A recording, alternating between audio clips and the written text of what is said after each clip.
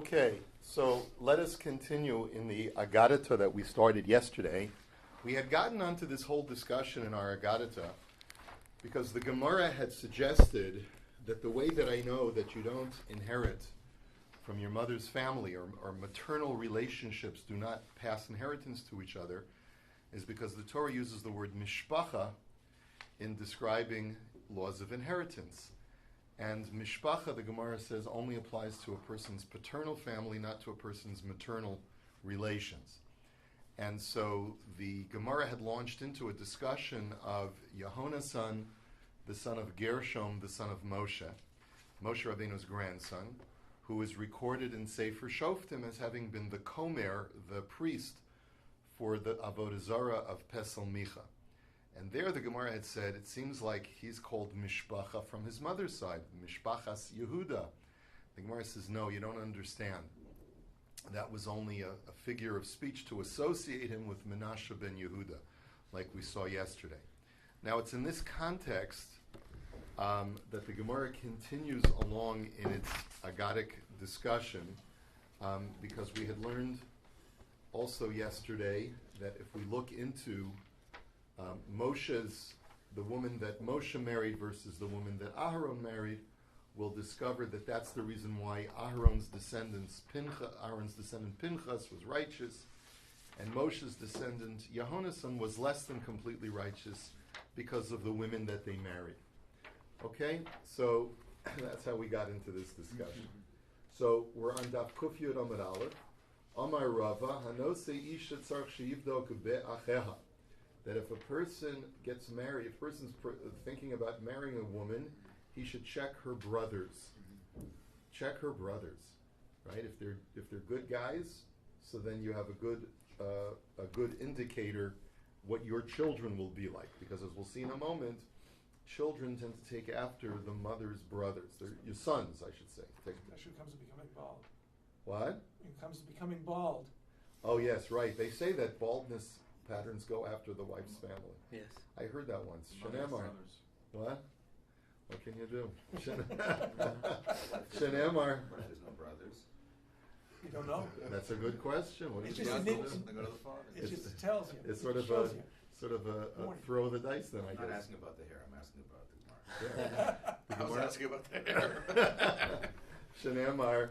Vayikach Aronas Elisheva bas Aminadav achos Nachshon. The Torah says, like we saw in Parshas Va'era, that Aaron marries Elisheva, the daughter of Aminadav, who is the sister of Nachshon. So the Gemara says, Mimash b'shnemer bas Aminadav eni yodea she'achos Nachshoni. So we know that Nachshon's father was Aminadav. Why does the Torah have to provide us this unnecessary information? If we know Nachshon's father was Aminadav from many other psukim, then why do you have to tell me that the daughter of Aminadav was Nachshon's sister, obviously? So, Matam Olomar Achos Nachshon, Mikan Shahanose Isha Tzarch Sheyivdok Be'acheha. It's merely to teach me a moral lesson that if you want to be able to see what your children will be like, check your future wife's brothers to see if, and you'll see, that's a good litmus test, okay? Tana Rov Banim Domin La'achi Ha'ein. And the Brisa supports this, and it says the majority of your sons will have some resemblance to your wife's brother. Meaning not necessarily in looks, but really in character, I think, is what we're saying. Okay, we're now getting back to our story of Yehonasan, who was the Komer, the Moshe's grandson, okay?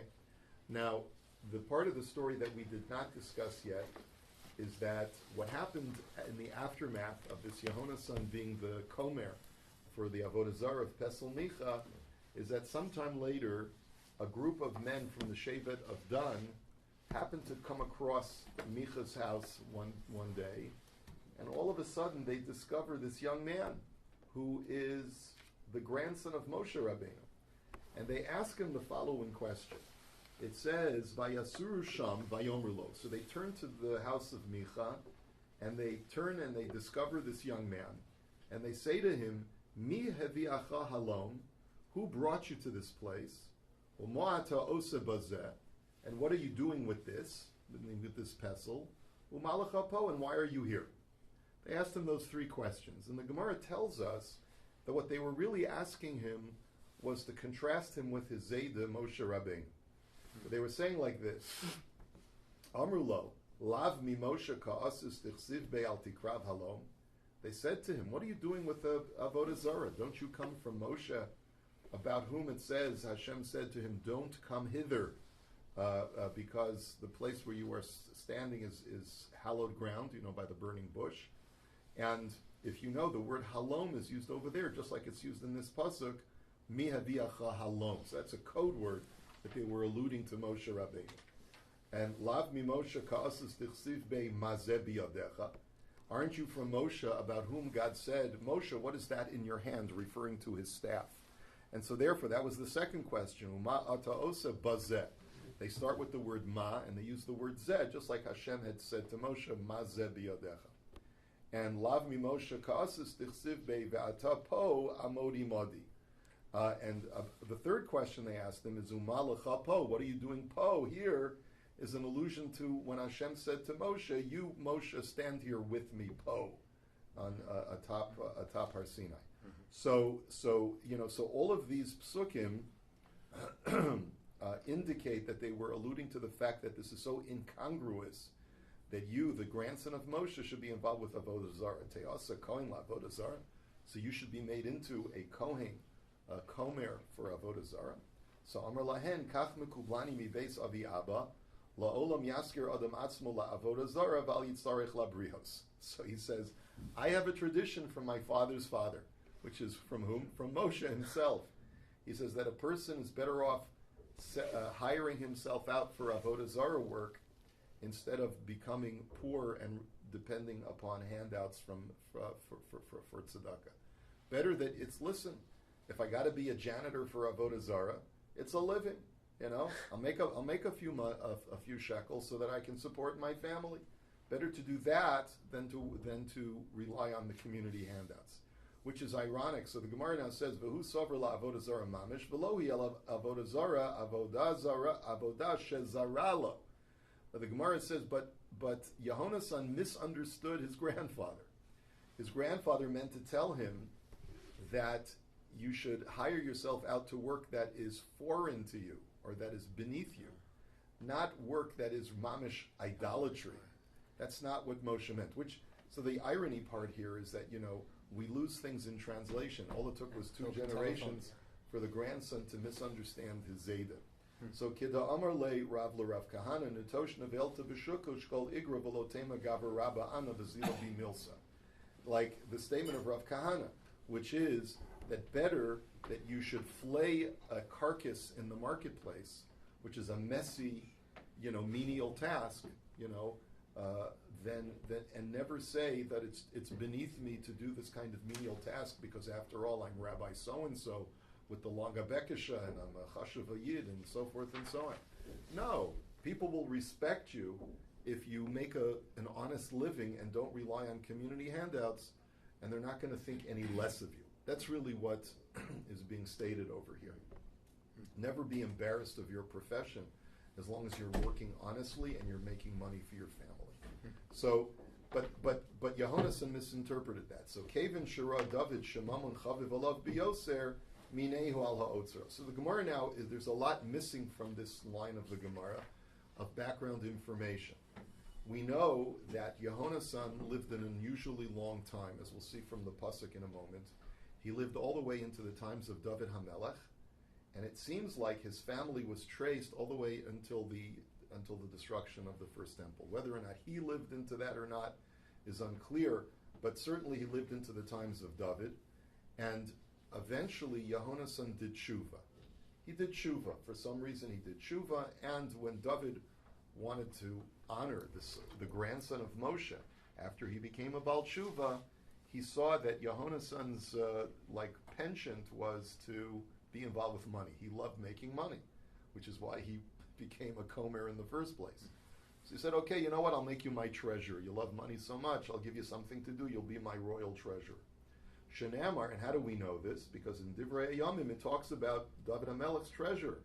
It says, Ushvul ben Gershom ben Menashe, and in our texts, the text reads ben Moshe, Nagid al ha'otzaros. he was in charge of all of the treasuries. V'chi Shavuel Shemo v'halo Yehonasan Shemo. So why are you calling him over here Shavuel when every other time the son of Gershom, the son of Menashe / Moshe is mentioned, it's Yehonasan? So the answer is because Amar Rabbi Yochanan Sheshav Lakel B'chol Libo. That Shavuel means that he did tshuva to Hashem with all of his heart. But really his name was Yehonasan, and he was called Shavuel because he became a Baal Tshuva. So there's a long Rashbam over here that documents from the Yerushalmi that there's much more to this story, because there's another pasuk that says that Yehonasan and his descendants were komrim for Avodah Zarah until the destruction of the temple. So how can it be that he became a Baal Tshuva and yet he was still a komer for Avodah Zarah? So the Yerushalmi asks this question, and it says that what happened was that with David was Makariv him and he became a Baal Tshuva. But when David died and Shlomo took over, Shlomo appointed a whole new cabinet, including a new treasurer. And Yehonasan said, "I'm out of a job. I might as well go back to my old job of being a komer for Avodah Zarah." And the Gemara also asks, why was he zoche to live such a long time if he was a komer for Avodah Zarah? So the Yerushalmi says because he deprecated the Avodah Zarah. He used to tell people, like, what are you bringing such expensive things as an offering? You think this idol is going to be able to eat it? Give something less expensive, I'll take it and I'll use it. And I'll give you a bracha and you'll be fine. And that was the whole attitude. In other words, he was It's like Abraham. He was cynical. He was cynical about Avodah Zarah. And because of his cynicism towards the Avodah Zarah and his very pragmatic attitude of, I just need to make a buck. Yeah, he almost used it to enhance his own wealth. Right. Basically, Hashem said that in itself is enough of a reward because you've detracted people away, you've turned people away from Avodah Zarah. Anyway, it's a very unusual story, but you're invited to research it further. Hashem gave him all that time to do tshuva, too. Yeah. Because near the end he did. Okay, yeah. Okay, now we go back to our Mishnah. V'habonim esa'ah. The Mishnah had said that when there are sons, the sons inherit the father. And the topic of discussion for our Gemara today is that we know that when there are sons, the sons inherit. When there are daughters together with the sons, what's the law? Just the sons. Only the sons inherit and the daughters don't get You have anything. to look after the sisters. Right. Well, that's not what the Torah says. We know that because the Chazal say that. But the biblical law is sons get everything, daughters get nothing. So the Gemara's question is minolan. How do you know this? Dichsiv ish ki amus. Because the Torah tells us that when a man dies and he has no son, then v'ha'avartem es nachalaso levito. Then only then do you give his inheritance to his daughter. And from that we infer taima de'in lo ben. Hayesh lo ben koidem. That's only because he has no son. But if he has a son, then the son takes precedence over a daughter and inherits exclusively. So Amar le Rav Papa le Abaya Ema Ika ben Liros ben Ika bas Tiros bas Ika ben Ubas lo hai Liros lo hai Liros. So he asks a very bizarre question at face value. Rav Papa says to Abaya, maybe I'll tell you, the way you look at the psukim is like this. If there's a son only, then the son gets everything. If there's a daughter only, then the daughter gets everything. If there's a son and a daughter, neither of them gets anything. So the Gemara says, what are you talking about? Ve'ela man leiros. Atu barkasha demasa leiros. So that who's supposed to get the Yerusha? The mayor of the city is going to get the Yerusha? Like who else is supposed to get it? The king. Right? The king gets it. Right. A lot of times when there are no heirs, right, it goes to the state. The Gemara says, that doesn't seem fair. You have kids here. So hachi kamina. Ika benu bas lo hai leiros kule, v'lo hai leiros kule, ela ki adadi lirsu. So the Gemara says maybe what the Torah means to say is that when there are sons and daughters, there's a son and a daughter, for example, maybe they divide equally. Maybe that's the way you should interpret the pasuk. So Amar le Abayev itztrich chralash minun heicha delesle elachad bara lirsinu lukulu nirsi. So the Gemara says, I don't understand. Then why do you need the pasuk at all of v'im ein lo bein v'ha'avartem es nachalaso levito? That if a person only has a daughter, give the inheritance to the daughter. What does that imply? That if he only has a son, give the inheritance to the son. If he only has a daughter, give the inheritance to a daughter. And what? what are you going to tell me? That the alternative is that if he has 2 kids, you give it to both of them? What's the point of telling me that if a person only has 1 child, that everything goes to that 1 child? You don't need that pasuk if that were the halacha. Because all you would need to say is that if a person has no kids, give the inheritance to his brothers. But obviously, if he only has a daughter, give the inheritance to a daughter. So it can't be that the pasuk is telling you that a son and a daughter have equal footing. It must be that it's telling you that there's a hierarchy, that a son first and only a daughter second when there's no sons. Otherwise, there's no meaning to the pasuk. There's no point in the Torah even saying it. So v'dilma hakamashmal and the bas nami bas Yerushai. So the Gemara says, no, maybe I'll tell you that when there's a son and a daughter, really taka, they're equal. What do you need the pasuk for? Because you might have thought that a daughter never gets any Yerusha. Maybe you would say that it's a totally patriarchal system of inheritance, and a daughter is not even considered to be like a child at all. And maybe in reality, that's the whole chiddush of the pasuk, that a daughter gets to inherit just like a son. And without this pasuk, I would think that a daughter doesn't inherit at all. That seems to be the Rashbam is learning the Gemara. But maybe taka, the chiddush of the pasuk is that a daughter inherits either by herself or together with a brother. Maybe that's how you learn it. So hahu mi v'chol bas yoreshes nachlanaf. This Gemara says that's not possible. That's the import of the pasuk, because I have another pasuk that says that daughters are capable of inheriting. It says v'chol bas in the same parsha. It says v'chol bas yoreshes nachla. Any daughter that inherits. So we know that daughters are capable of inheriting. So therefore, why do you need the pasuk that if a man has no son, you give the inheritance to his daughter? It's coming to tell you that when there is a son, he gets exclusively, and the daughter gets nothing. Rav Acha bar Yaakov Amar Mehacha. Rav Acha bar Yaakov says, you know how I learn that when there's a son, he gets the exclusive? Because it says, Lama yigara shem avinu mitoch mishpachto ki ein lo bein. Because when you look at the petition of the daughters of Tzalafcha to Moshe in the first place, what did they say to Moshe? Why should our father's estate be diminished just because he has no son? So what they were basically saying is, Taima de'in lo ben, hayesh lo ben, ben kodem. What they were basically saying is, the only reason we're coming to you with a taina is not because we want a Yerusha, but rather because we don't want our father's estate to be diminished. In other words, if we had a brother, we would have no problem. Give him everything. If there's a son, give him everything. We don't have a taina. That's not what we're coming for. Our whole problem is that there is no son, and therefore we feel that the estate will be diminished. Right? That implies that when there's sons and daughters, the son gets exclusively. Because again, they're, by implication, they're saying we would have no problem if there was a son, because the son would get everything. Right?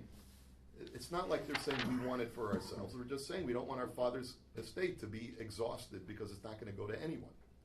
So the Gemara says, but wait a minute. V'dilma benos tzalafchad hu dekamran hachi, and nitna Torah b'nischad shahalacha. But one second. Maybe that was the daughters of Tzalafchad's assumption, that when there's a ben, he gets exclusively, and the daughters get nothing. But maybe the Torah came along and said, no, that a daughter and a son inherit equally. So you can't learn anything from the petition of Tzalafchad's daughters because they may not have known what the real halacha was. So Ela machvarte kedushanin meikar. Gemara says, you know what, you're right. Let's stick with our original answer. The pasuk of Imein lo ben v'avartem es nachal aso levito is the source text for telling me that a son trumps a daughter. Now Ravina Omer Mehacha. Ravina says, I learn it out from here. Hakarov elav, hakarov karov koidim. We saw this pasuk yesterday. The Torah says whoever is closer in relation to the decedent inherits exclusively. So we see that if you're a closer relative, you get the Yerusha to the exclusion of all other relatives. And we know that a son is a closer relative to his father than a daughter is, which is a startling statement. So the Gemara says, how do you know this? Umay kurva de ben mibas. Why? Where do you see that a son is a closer relative to his father than the daughter? Sheben kam tachas aviv liya'ada v'listei achuza. Because there are two features that a son gets to act as his father's surrogate and a daughter does not. What are those two halachos? One is the halacha of yud, that when a man acquires an amma ha'ivriya, a Gentile female slave, the Torah gives either the father the option of marrying her, or he can marry her off to his son. So you see that the son can act as a surrogate of the father.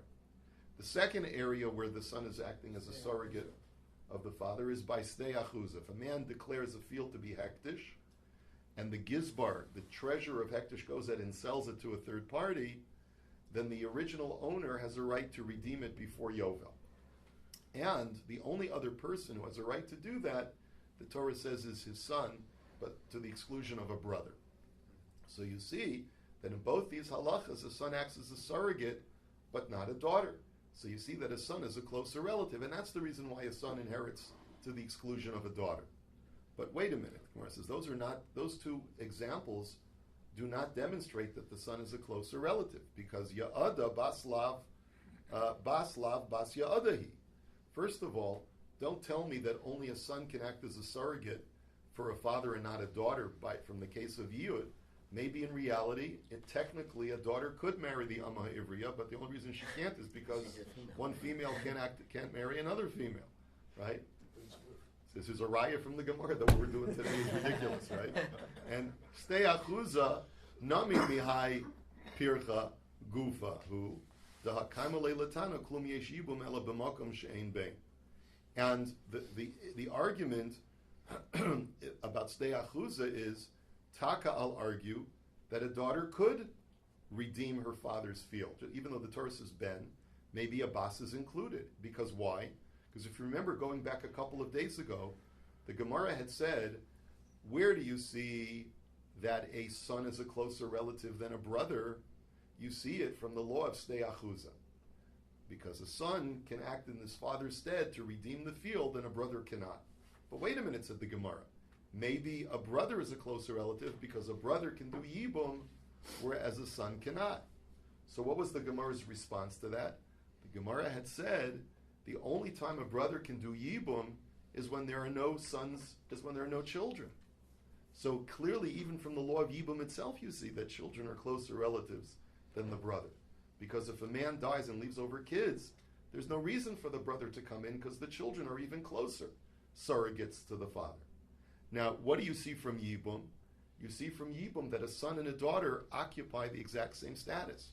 Because if a man dies and leaves over a daughter, then there's no Yibum, just like if a man dies and leaves over a son, there's no Yibum. So therefore, from the very discussion of Yibum in opposition to stei achuza, you see that a son and a daughter have equal standing to act as a surrogate. I believe what the Gemara is also suggesting is that a daughter also can act as a redeemer of her father's field for the purposes of stei achuza. So, Ella machvarta kiddushanan meikar. So the Gemara therefore says, you're right. This is not a raya that a son is a closer relative than a daughter, and therefore we'll stick with our original answer based on the extra pasuk of V'im ein lo ben v'avartem es nachal aso levito, teaches me that a son inherits it to the exclusion of his sister. Okay, the ibois ema mehacha. I'll give you another pasuk, says the Gemara, just as another source. It says v'hisnachaltem osam livenechem acharechem, v'nechem v'lo benosechem. The Torah says you shall pass as an inheritance to your sons after you, and the Torah uses dafka the word sons and not a generic term for children like zar echem, right? Like your progeny or your seed. So why does the Torah use b'nechem and not the more generic term of zar achem? It's to teach you that only sons inherit fathers and not daughters when their sons are present. So the Gemara now says, Ela me'ata laman yirbu yemechem v'yimei v'nechem hachanami b'nechem v'lo b'nosechem? Question mark. So 1 second. When the Torah in Kriya Shema says that you'll have length of days for you and your sons after you, is the Torah only promising long life for your sons? It's not promising long life for your daughters? So the Gemara answers bracha shiny. No, there's no svara to say that when Hashem is blessing us, He should only bless our males and not our females. He says when we're dealing with a halachic term, a halachic pasuk of Passover Yerusha to B'nechem, so there the Torah should have used a more precise language of Zar Echem if really both sons and daughters were included. But when Hashem is giving us a bracha, B'nechem could generically mean all of your children. There's no need to use such a precise term and there's no svara distinguish between sons and daughters. And so that's the difference. Next, the next thing that the Mishnah told us is that a brother inherits both to and from his paternal brother, but maternal brothers do not inherit from each other. So, Minola, how do we know this? Amar Rabba, Asya Achva Mibnei Yaakov. Malahalan min ha'av v'lo min ha'em, Afkan min ha'av v'lo min ha'em. So Rabbi says, we learn it from the Gezeira Shavah. Here the Torah says, V'im ein lo bas, unesatem es nachalaso le'echav. If a man has no daughter, give the Yerusha to his brothers. The word brothers over here must mean paternal brothers because of Gezeira Shavah to the word achim that is used in the context of the story of Yaakov and his sons. There they were brothers only from the father and not from the mothers. And so therefore that's what it means over here as well. Frek the Gemara, v'lama li mimishpachto v'yarasho saksiv. Mishpachas av kruyim mishpacha, mishpachas emena kruyim mishpacha. Gemara says, why do you need to make a Gezeira Shavah to Yaakov? You know this without a Gezeira Shavah, just look at the psukim. Remember we saw yesterday that the word mishpacha is used in the context of Yerusha. And we said that mishpacha means your paternal relatives, not your maternal relatives. So clearly when the Torah says achim over here, it means paternal brothers, not maternal brothers. Even without the Gezeira Shavah. So the Gemara says, you're right. In achinami, v'chi itmar derabba le'inyan yibum itmar. You're right. Rabbah, when he made the Gezeira Shavah, was not making a Gezeira Shavah to answer our question. Because the real answer to our question of how we know that paternal brothers only inherit is from the fact that the word mishpacha is used in the parsha. But what Rabbah was coming to answer was the second question, which is not in our Gemara, which is, how do you know that the mitzvah of Yibum only applies to paternal brothers and not maternal brothers? Not the law of Yerusha, but the mitzvah of Yibum. And for that, you make the Gezeira Shavah. The Torah says, Ki yeshu achim yachtav, when two brothers live together, and it says the word achim by Yaakov, so do we know that just like Yaakov's sons were paternal brothers, so too the brother that is mentioned in Yibum is a paternal brother and not a maternal brother. And this is where we will hold it for today. A wonderful day. Anyone saying